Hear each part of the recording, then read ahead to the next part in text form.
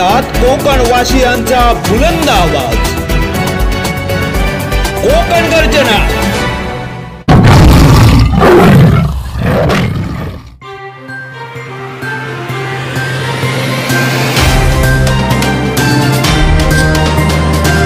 ठेकेदाराकडे खंडणीची मागणी करणारा महाराष्ट्र लोकशाहीचा भामटा संपादक राकेश येलकर याच्या विरोधात खंडणीचा गुन्हा दाखल।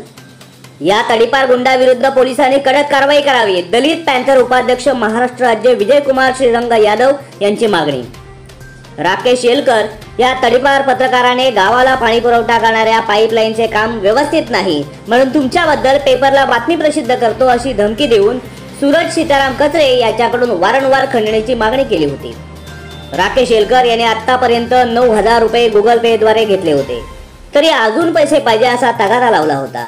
त्यामुळे या प्रकाराला कंटाळून सूरज कचरे यांनी दिलेल्या तक्रारीवरून रोहा पोलीस स्टेशनमध्ये राकेश येलकर यांच्या विरोधात खंडणीचा गुन्हा दाखल करण्यात आला आहे।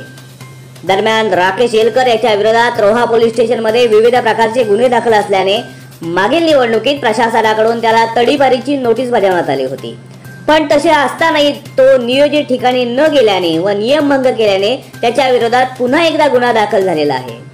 फरार झालेल्या खंडणीखोर राकेश येलकर याच्या विरोधात कडक कारवाई करण्यात यावी।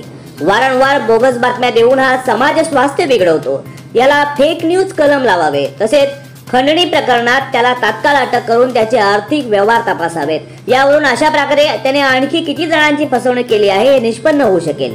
या खंडणी बहादर पत्रकारावर कठोरात कठोर कारवाई व्हावी अशी मागणी दलित पॅंथर महाराष्ट्र राज्य उपाध्यक्ष विजयकुमार श्रीरंग यादव यांनी केली आहे। कोकण गर्जनासाठी प्रतिनिधी अंकेश जाधव, रायगड।